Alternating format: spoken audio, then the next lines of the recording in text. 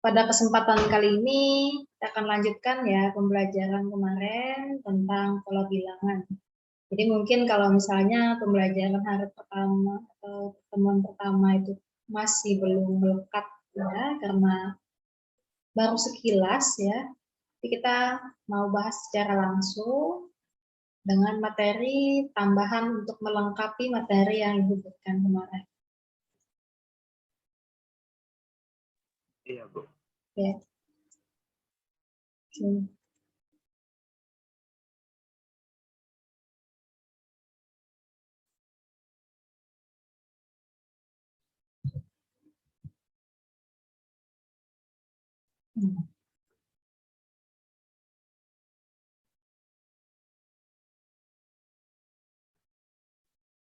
Jadi ini kita amati dulu ya atau observasi.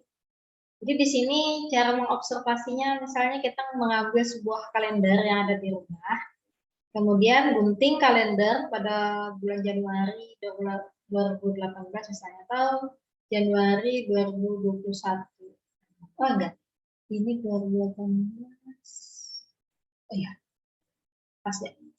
Lalu kita tuliskan. Nah, misalnya kalau dalam contoh ini dia mengambil di bulan Januari 2018 ya, kita ikuti contoh aja ya. Kemudian tuliskanlah tanggal-tanggal pada hari Senin. Jadi diperolehnya itu Senin itu pada tanggal 1, 8, 15, 22, dan 29. Nah, jadi ada perubahan tanggal setiap hari yang sama ya, yakni setiap hari Senin itu ada perubahan tanggal. Nah, tentu kita bisa menyimpulkan bahwa ada perubahan 7 hari pada setiap tanggal di hari yang sama. Nah, jadi di sini dari 1 berubah menjadi 8, kemudian 15, kemudian 22, kemudian 29. Nah, perubahan hari itu kan artinya ada penambahan, ya, penambahan 7. Dari 1 ke 8 itu kan selisihnya 7, jadi ditambahkan dengan 7. Kemudian dari 8 ke 15 itu tambahkan juga dengan 7. 15 ke 22 itu tambahkan dengan 7. Begitu seterusnya. Sehingga inilah yang disebut dengan pola. Ya. Membentuk sebuah pola yaitu bilangan berikutnya lebih dari 7 dari bilangan sebelumnya. Nah,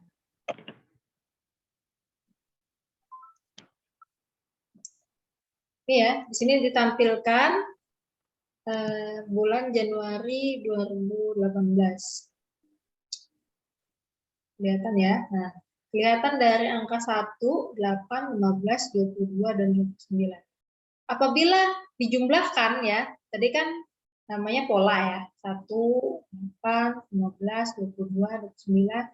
Nah, apabila dijumlahkan semua tanggal pada hari Selasa, apa ya, ralat, yang tadi bukan barisannya 1, 8, 15, 22, dan 29, tetapi ini disebut barisan bilangan. Nah, bagaimana kalau kita jumlahkan semua tanggal pada hari Selasa? Nah, dari tanggal 2, 9, 16, 23, dan 30, maka bentuk penulisan ini dinamakan deret bilangan. Jadi beda ya.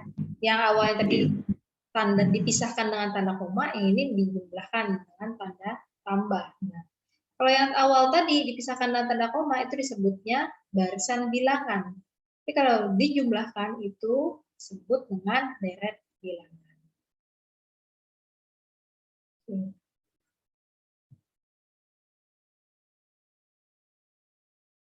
Nah, jadi untuk pola barisan sederhana, misalnya kita mau melihat dari bilangan urutan dan bilangan cacah. Nah, bilangan urutan itu dimulai dari 1, 2, 3, 4, dan seterusnya. Nah, inilah yang disebut dengan bilangan asli. Bilangan asli itu kalau dalam bahasa Inggris namanya natural numbers. Di Indonesia disimbolkan dengan A. Ya.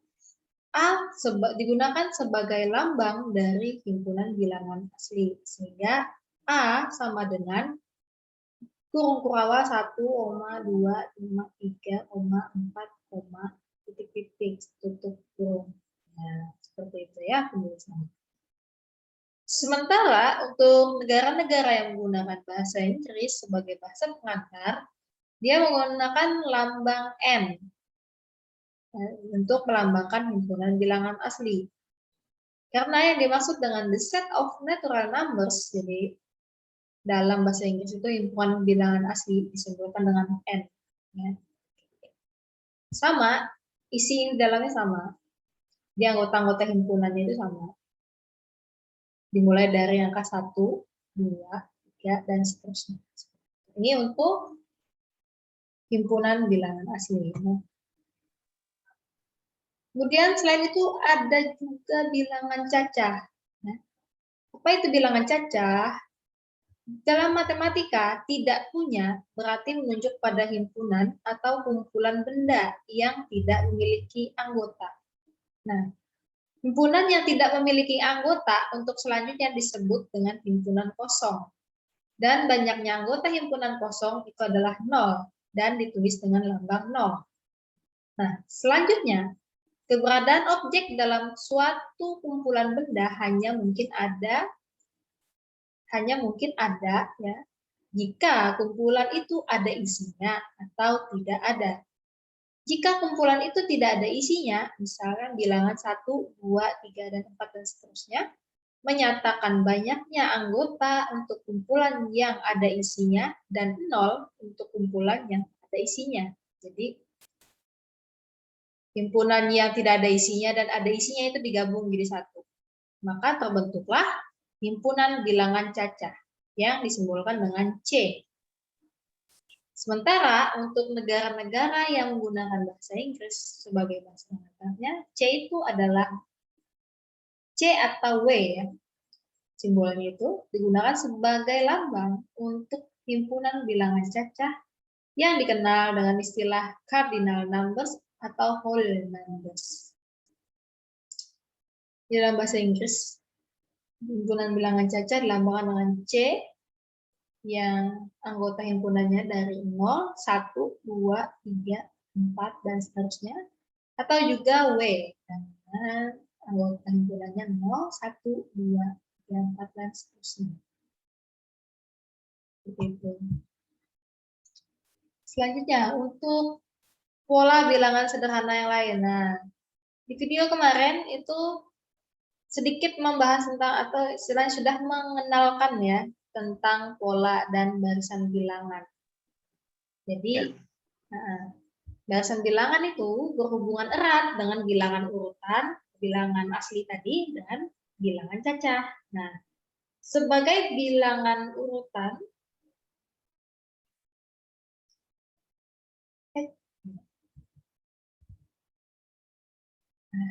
sebagai bilangan urutan secara umum ya, untuk urutan suku-sukunya itu diberi lambang U1, U2, U3, U4, yang bermakna sebagai urutan pertama, urutan kedua, urutan ketiga, urutan keempat, dan seterusnya.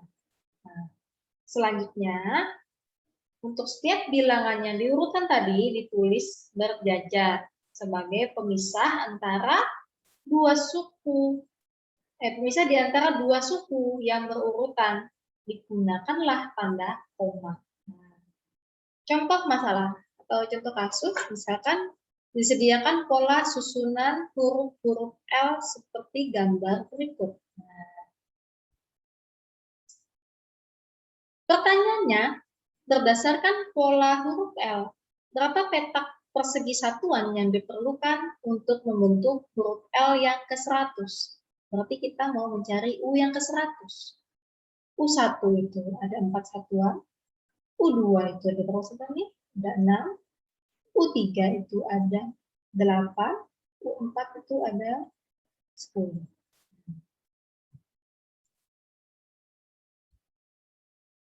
Nah, ini pemecahan masalahnya. Jadi, kalau dilihat dari polanya, ya, atau melihat dari gambar, kita bisa menemukan suatu pola yang berulang. Jadi, kita mengamati gambar-gambar tersebut. Ya. Jadi, kalau di U1, ini kan yang lurus, tiangnya itu kan 3 satuan. Sedangkan yang sikunya atau yang menuju huruf L ini ya, ke arah kiri. Nah, ini ada 1 satuan. Ya. Nah, kemudian yang U2, tiangnya ini ya, yang lurus, ini ada 4 satuan. Terus yang ke kiri itu ada 2 satuan. Lanjut, U ketiga dari tiangnya ini kelihatan 5 satuan, kemudian yang ke samping kanan kiri ini 3 satuan. U4, ini di sini ada 6, dan ke arah samping itu ada 4. Nah, kalau kita amati dari pola susunan huruf L, nah, banyak petak persegi satuan yang diperlukan untuk membentuk siku atau unit pertama, kedua, dan ketiga, seterusnya, gitu ya. Itu angka urutan yang pertama, urutannya itu tetap S.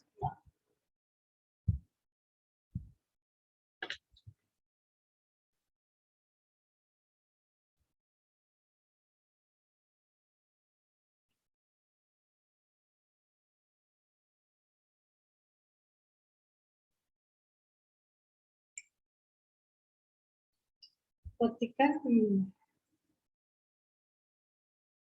nah ini kan satu urutan pertama ya, di sini 1,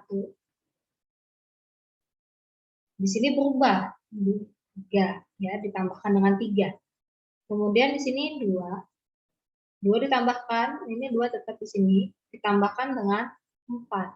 Nah, di sini tetap ya 2 jadi di sini 4. Kemudian U ketiga, di sini urutannya sini tetap 3, sedangkan di sini 5. Nah, sedangkan U4-nya ya urutan keempat, 4-nya tetap di sini, kemudian ditambahkan dengan 6. Nah, ya. Dari hal yang Ibu lingkari ini, kita menemukan bahwa terjadi perubahan di penjumlahan yang di sebelah sini. Maka ini tetap sesuai urutannya. Yang di sini, urutannya ini ditambah dengan 2.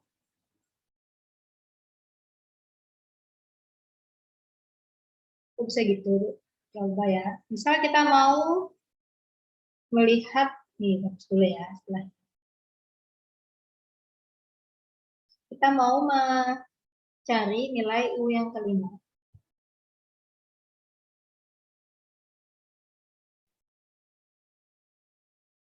Berarti U kelima berarti urutannya 5 ditambah dengan 7. Baru mana? Bu, pertama 7. Karena kalau yang lihat dari sini, ini kan berubah satu ya. Dari 3 tambah jadi 4. Ini kan ditambah 1 terus ya. Berarti kalau misalnya setelah 6, ini kan angkanya 7. Ya. Ya berurutan. Kalau di sini kan 5. Berarti kan di sini urutannya 5 tambah 7.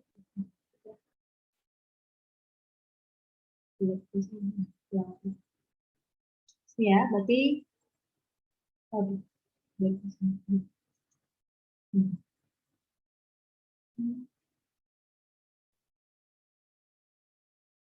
5 tulisan, kemudian ditambah dengan setelah angka 6 kan 7. Nah, di sini kan terbentuk pola 5 ditambah 5 ya tetap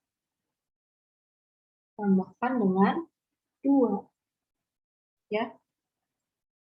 Iya. Berapa? Ini kan berarti jumlahnya jadi 12. Berarti kan nanti tuh kalau bentuk gambarnya mungkin kayak gini.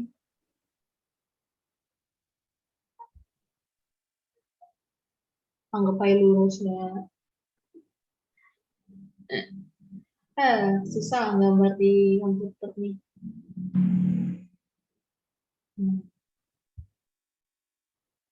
Tiangnya berapa? Tiangnya 7.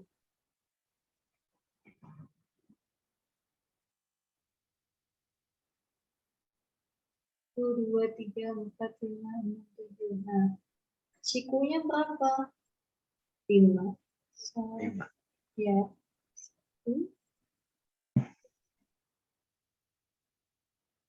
Kurang. Nah, ya itu dengan segala kemampuan yang ada. Nah, itu di sininya 5, terus yang tiangnya itu 7. Nah, jadi kita peroleh U5-nya bentuknya seperti ini ya. Nah, ini U5 nih. Gambar U5. Nah, kayak gitu polanya ya. Jadi secara umum kita simpulkan untuk mencari U ke N atau urutan yang ke N ya. Atau bukan urutan, suku. Ya. Suku. Ke N-nya itu diperoleh dengan N ditambah dengan N plus 2. Atau N ditambahkan dengan N kan bisa. Berarti N tambah N, 2N ditambah 2. Bisa disederhanakan lagi, ini bisa dibagi 2. Jadi ini kita bagi dengan 2, sehingga 2-nya dikeluarkan, 2N bagi 2 kan bisa N, 2 dibagi 2, 1. Jadi dalam aljabar ini bisa dikeluarkan ya. Maksudnya sama, 2N plus 2 dikeluarkan angka 2-nya ya. Jadi 2N dibagi 2 bisa N di dalam kurung. Kemudian 2 dibagi 2 sisa 1. Seperti itu.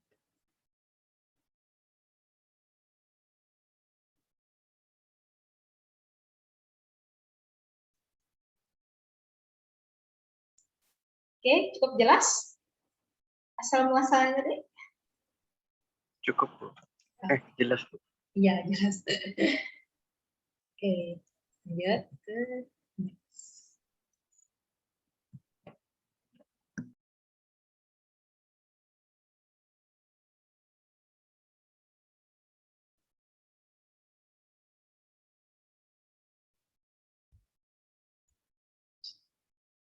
Oleh karena rumus suku ke N dari barisan bilangan tersebut adalah UN sama dengan 2 dalam kurung N plus 1, maka untuk mengganti nilai N sama dengan 100, kita gunakan rumus umumnya. Jadi ini rumus umumnya nih. Kan gunanya mencari rumus umum tadi apa sih, Bu? Ya, umum kan tadi. Nah, yes. Gunanya untuk rumus umum itu nih, untuk mencari suku yang ke 100. Oke.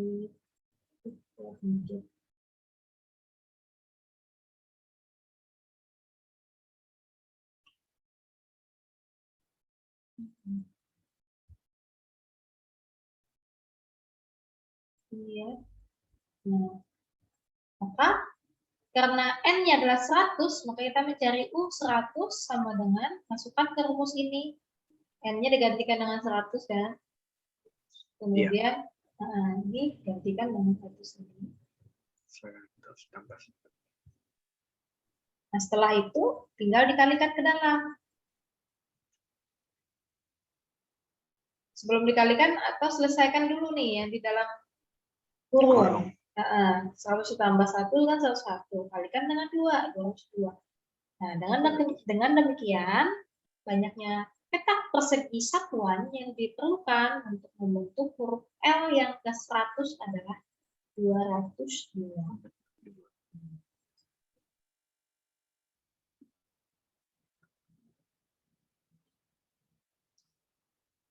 Next.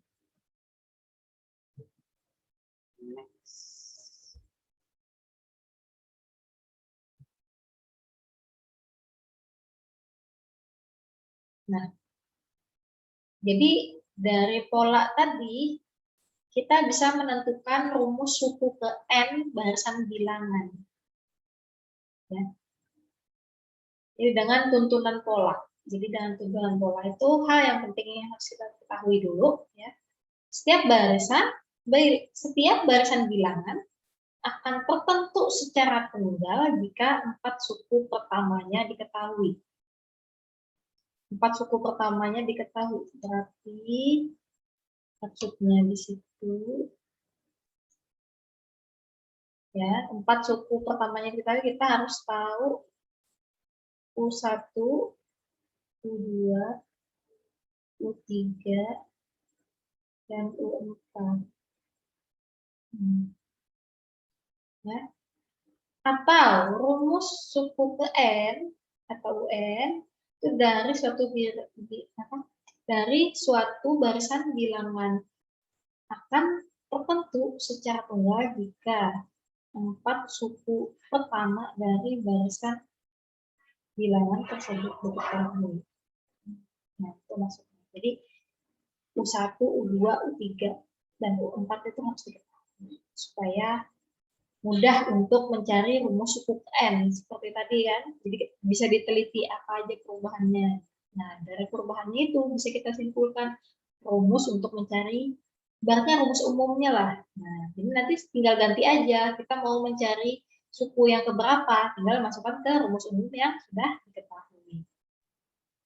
Selanjutnya, dengan diketahuinya rumus suku ke N dari barisan tersebut, kita dapat menentukan secara cepat sembarang suku yang ditanyakan. Ya, masuk tadi.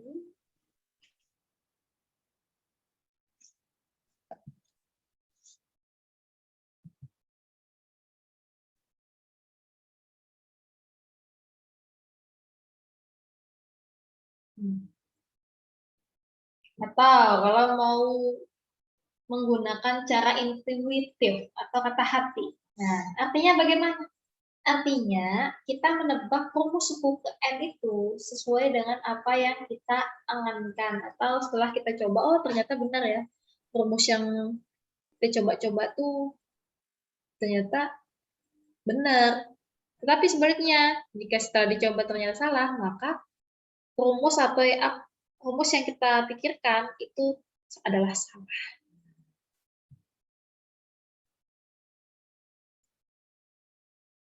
Atau bisa dengan menggunakan prosedur matematika. Jadi, prosedur matematika yang dapat dilakukan dengan cara mengamati pola selisih suku-suku yang berurutan pada barisan yang bersangkutan. Apabila hingga satu tingkat penyelidikan selisih tetapnya belum ditemukan, maka penyelidikan dilanjutkan ke tingkat kedua. Nah, itu. Jika hingga 2 tingkat penyelidikan selisih tetapnya juga belum ditemukan, maka penyelidikan diteruskan ke tingkat yang ketiga, dan begitu seterusnya. Nih, secara umumnya begini. 1 tingkat penyelidikan, berarti UN merupakan polinom berderajat 1. Atau UN sama dengan AN plus B. 2 tingkat penyelidikan, maka UN itu merupakan polinom yang berderajat 2. Maka menggunakan rumus UN sama dengan AN kuadrat plus BN plus C. Nah, untuk 3 tingkat penyelidikan, maka UN berupa polinom berderajat 3. Jadi, UN sama dengan AN pangkat 3 plus BN pangkat 2 plus CN plus D. Nah, sampai seterusnya.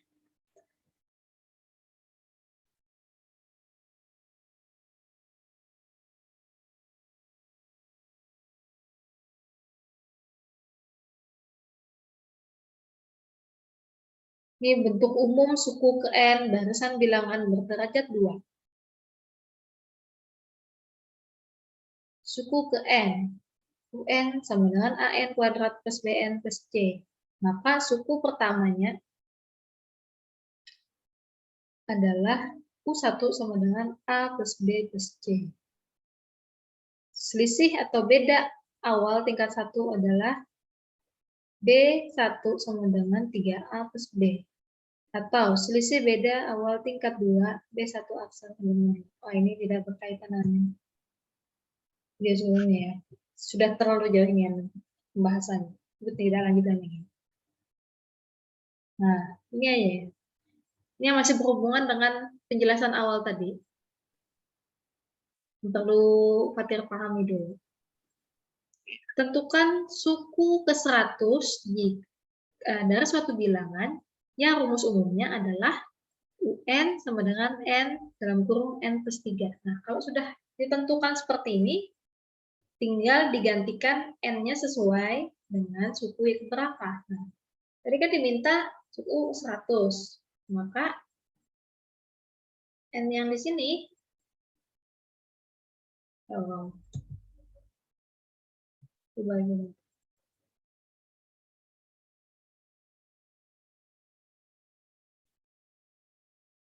Maka N yang di sini itu digantikan dengan 100. Nah, kan rumus umumnya, terus ini digantikan dengan 100, kemudian nanti langsung dihitung kan, ini 100 tambah 3, minus 3. Nah, ini mudah aja ya, masih sederhana.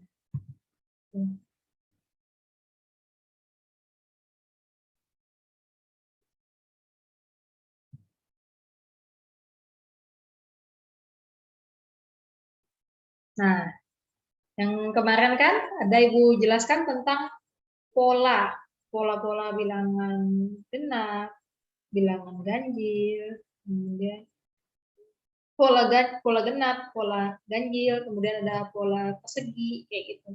Nah, itu diperoleh dari mana sih? Ini termasuk pola-pola khusus gitu ya. Jadi dari suku-suku tadi ya, dari suku 1 misalnya. Misalnya dari suku 1, kemudian suku 2, itu sudah diketahui. Suku 1 diperoleh perseginya 2. Kemudian suku keduanya diperoleh dengan 4. Suku ketiga diperoleh dengan 4. Nah, dari mana ini? Ini kan suku pertama itu sesuai ya. Sesuai bilangan awalnya. Nah, untuk yang kedua, ini kan bisa berubah menjadi 2 tambah 2. Ini 2.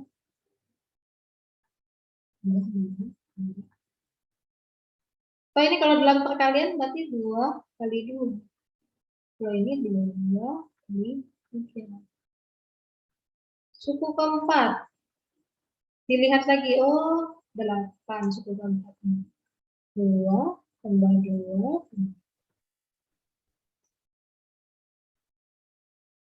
Nah, berarti kan untuk mencari suku ke N, diperoleh 2 dikalikan N.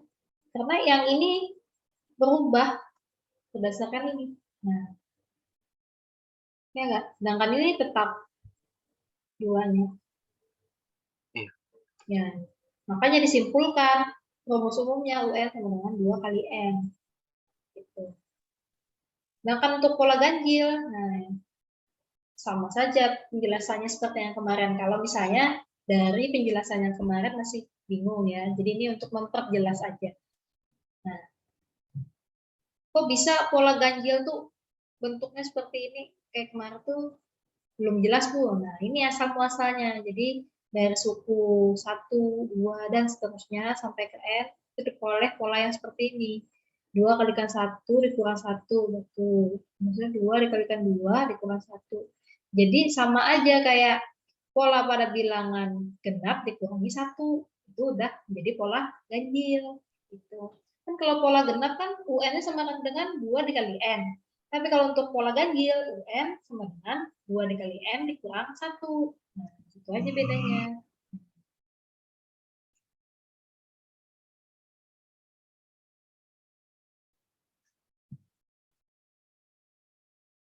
Nah, ini pola persegi.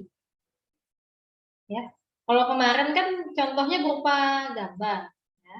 Kalau ini dilihatkan dari bentuk pola atau bentuk dari tabel pola persegi. Nah, ini urutan sukunya yang sebelah sini, kemudian di sini urutan banyak perseginya. Selain pola persegi, ada pula pola persegi panjang. Nah, dapat dilihat nih asal muasalnya dari tabel yang tersaji di situ.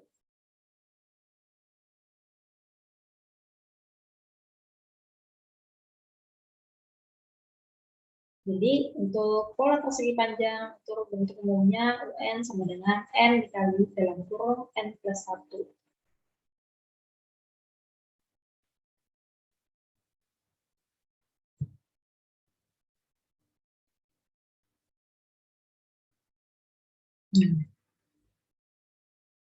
Untuk pola segitiga, kemarin sudah ya. Nah, ada kan yang Ibu tunjukkan, kok dari mana UNA plus N min 1B? Nah, ini itu termasuk dalam kategori pola aritmatika. Yang kemarin ada Ibu tunjukkan UN sama dengan ini. Nah, ini untuk umum dari pola aritmatika tuh ini rumus umumnya. Nah, UN sama dengan A plus N-1 kalikan B. Ini sudah polanya ya. Jadi asal muasal pola itu ditemukan dari sini. Nah, jadi kalau misalnya ini kan yang beda sendiri nih. Misalnya pola aritmatika itu ya UN sama dengan A plus N-1B, di mana A itu sama dengan U1 atau suku pertama,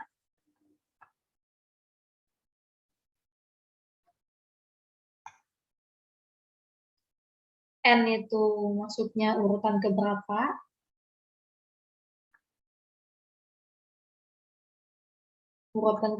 yang diminta, ini bisa diartikan seperti itu. Kemudian B itu artinya adalah beda.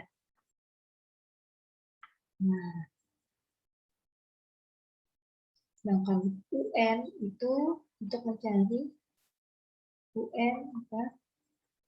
Nilai suku ke N. Nah, keberapa maksudnya? Sesuai permintaan, misalnya mau dicari U10. Berapa nilainya? Maka menggunakan rumus ini. Ya, asalkan dia merupakan barisan aritmatika. Sedangkan untuk mencari jumlah hingga suku ke N pola aritmatika menggunakan rumus Sn sama dengan setengah N dikalikan A plus UN. Atau kalau diuraikan seperti ini. Sebenarnya Sn sama dengan setengah N dikalikan 2A plus dalam kurung N min 1 kalikan B.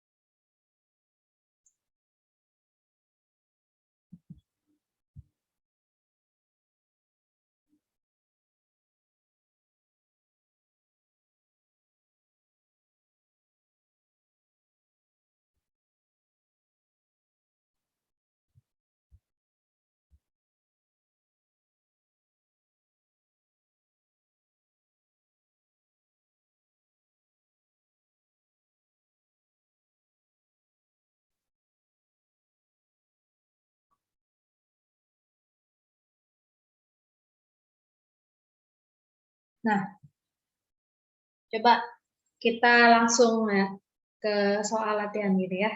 Suku selanjutnya pada pola bilangan 1, 3, 5, 7. Kira-kira setelah ini angkanya berapa? 9. 9. Oke. Nah, Iya.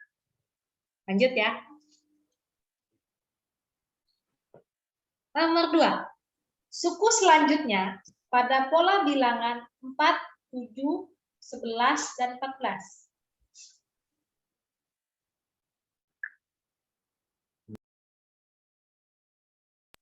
Hmm.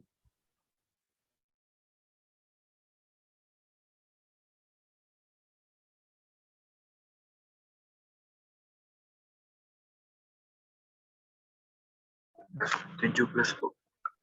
17.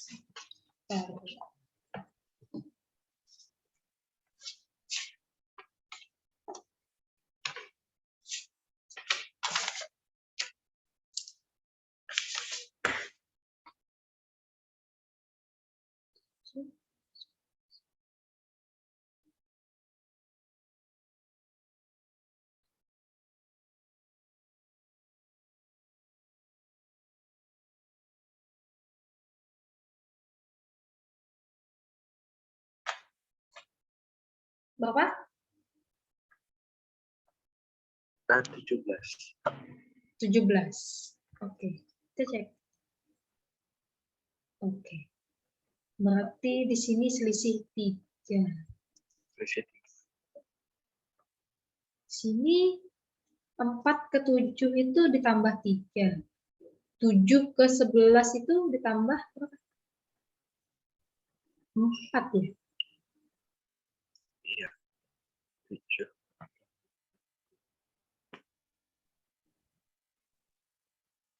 Berarti polanya ini harusnya kalau misalnya ditambah 3, tambah 4, tambah 3, tambah 4. Berarti di sini ada tipe ya. Antara soal dan pilihan jawaban. Berarti di sini ada harusnya dikoreksi. Ada koreksi di sini. 4, 7, 4, selisih 3, 7 ditambah dengan 3 harusnya di sini 10. Setelah 10 di sini harusnya 13. 13. Kalau misalnya dia selisih 3, maka jawaban yang benar adalah 17. Nah, gitu ya. Jadi mulai paham aja ya. Tapi di sini bisa saja memang yang menyajikan soal dan pilihan jawabannya tidak sesuai. Kita harus jeli. Mungkin yang dimaksud di soal ini kenapa yang bedanya atau selisihnya ditambahkan lagi.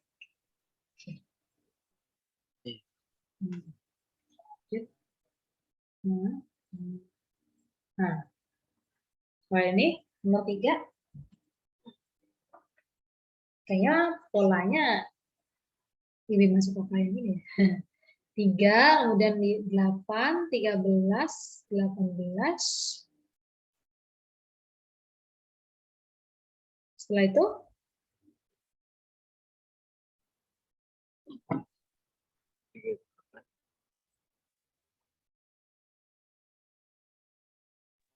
23, Kak. 23, Bu. 23.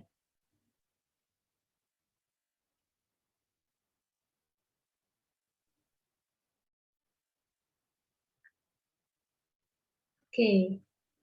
Berarti ini jawabannya ada. Oke, 23. Benar berarti ya. Lanjut ke soal selanjutnya. Wish. Sudah duluan lupa ini. Ini kita lewati. Ya, nih soal kelima aja. Kira-kira berapa suku selanjutnya pada pola bilangan 3, 4, 6, 9, 13?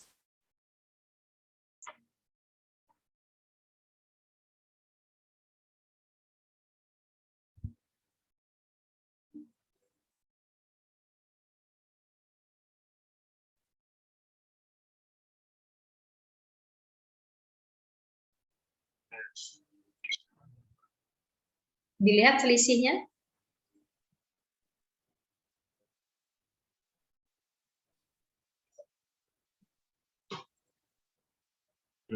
16, Bu.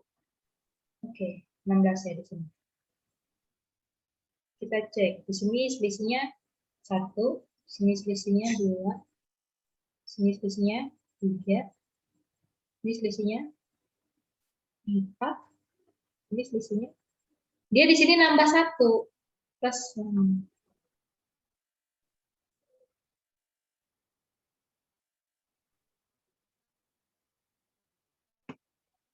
Ya, di sini ditambah ya. Di sini berarti tambah 5.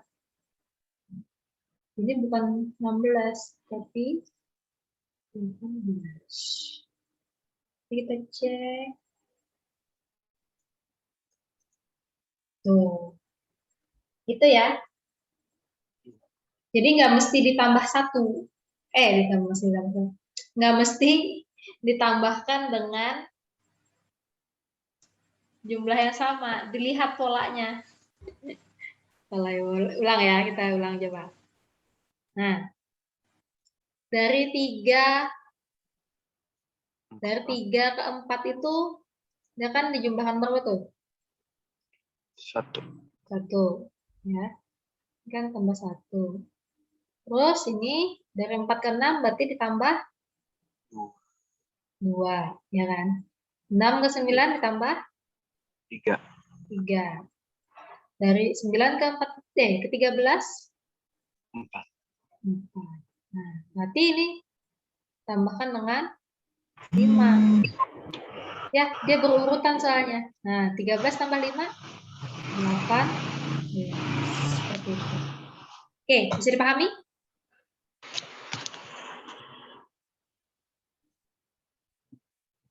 Oh ya. Ya. Clear. Di sini 18. Oke, soal selanjutnya. Dua suku berikutnya pada pola bilangan ini adalah, jadi pola bilangan ini tadi penjumlahan atau pengurangan dari, ini kan ada perubahan sih. Dari suku 1. Suku satunya di sini aja ditulis. Suku satunya kan di sini 3. Kemudian suku keduanya berapa tuh? 5. Suku ketiganya berapa? 7.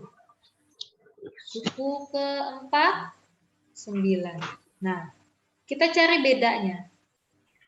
Bedanya itu bisa kita lihat dari U2 dikurang U1 misalnya. U2 dikurang U1 berarti U2-nya 5. Bedanya itu bukan. U2-nya 5, terus U1-nya adalah 3. Berarti bedanya 2. Kalau misalnya kita cek yang lain, suku yang lain, misalnya ya, U ketiga, kita kurangi dengan U yang sebelumnya, atau suku yang sebelumnya. U3 dikurang U2. U3-nya di situ 7. Nah, U2-nya 5. Apakah bedanya sama dengan yang sebelumnya? Nah, berarti dia konsisten ya bedanya. Atau kita mau cek lagi. Dari U4 itu kita kurang dengan U3. U4-nya 9. Dikurang U3-nya 7. 9 kurang 7, 2. Nah, berarti kan bedanya tetap ya. Nah, berarti kalau mau mencari U kelima harus ditambah dengan berapa? U5-nya berarti ini geser. Ya, dijumlahin dengan berapa berarti sini? Plus 2. Ini sama plus 2 juga. Tetap yang dijumlahkan, nggak berubah angkanya. Nah, berarti ke sini juga plus 2. Berapa? Setelah 9 ditambah 2? 11 dan 13. Iya, sini 11, kemudian 13. Apakah sama dengan kunci jawaban? Kita cek. Nah, itu ya. Jelas ya? Nah, oke.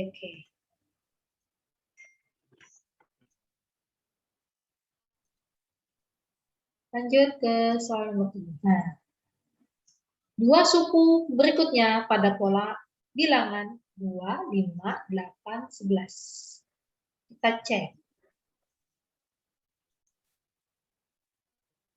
2 ke 5 ditambah berapa? Sini? 3. 3. 5 ke 8? 3. 8 ke 11? 3. Jadi di sini karena ini 3 kali berurutan itu tetap ya, berarti ini juga tambah dengan 3. 11 tambah 3? 11 tambah 3. 13. 14. 14. Kemudian 14 tambah 3, tambah lagi dengan 3 ya. Sini 14 tambah 3. 17. 7. Iya. 17. Nah. Oke. Itu ya caranya ya, kalau misalnya ketemu soal-soal sederhana seperti ini. Ternyata belajar matematika itu kalau nggak diaplikasikan ke soal atau ilmunya itu setelah memahami penjelasan nggak langsung dipakai, ternyata beda ya. Nggak bisa cuma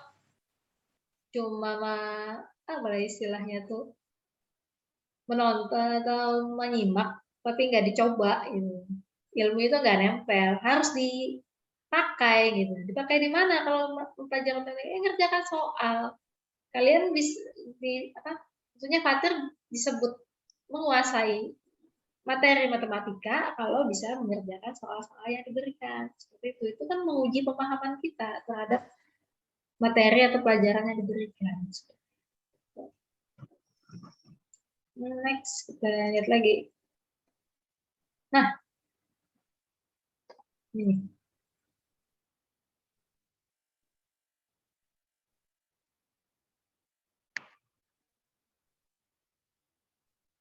Ditambah berapa ini? 4. 4. Ya. 4. Ya, tambahin 4 lagi.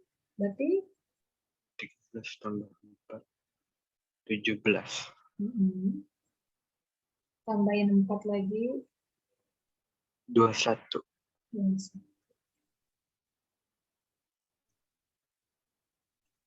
Nah, ya kan? Itu caranya. Iya. Ini masih yang. Nah, sekarang kita cek yang ini. Soal nomor 9. Ini tambah 1. Ini tambah 2. 3. Ternyata di sini ada 2 kali tingkat ya. 1 tambah 1, 2. Berarti 2 tambah 1 ini lagi 3. Berarti ini berapa yang selanjutnya? Tambahin 1 lagi. 3 tambah 1? 4. 4. Berarti yang ini tambahin 4. Baru ketemu di sini. 9 tambah 4? 3. 3 ber? 13 ya. Nah, berarti di sini ini kan tambahin 1 lagi nih. Berarti di sini 5 ya. Nah, 13 tambah 5? 18. 18. Berarti opsinya ini ya. Cek. Ya. Oke, satu hal lagi ya. Nah, tadi kan meningkat terus tuh. Dari angka awalnya kecil atau satunya itu angkanya kecil. Terus berlanjut ke UU selanjutnya ya, itu makin besar angkanya. Tapi ini kalau kita lihat angkanya dari yang besar terus menurun. Jadi nggak mesti dijumlahkan, bisa juga dikurangi, bisa juga dikalikan, bisa juga dibagi. Nah, itulah namanya pola. Nah, jadi nggak mesti apa ya istilahnya itu terpaku hanya pada penjumlahan ya. Polanya itu jumlahkan berapa itu enggak. Tapi ada juga pengurangan, ada juga pembagian, ada juga perkalian seperti itu. Ya. Kita cek di sini. Nah, dari 40 menuju 37 itu diapakan nih?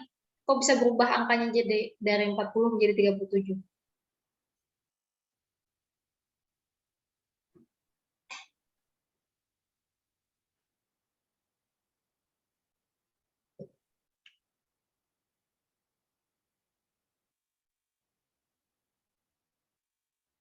Dikurangi dengan 3. 3. Kegedean.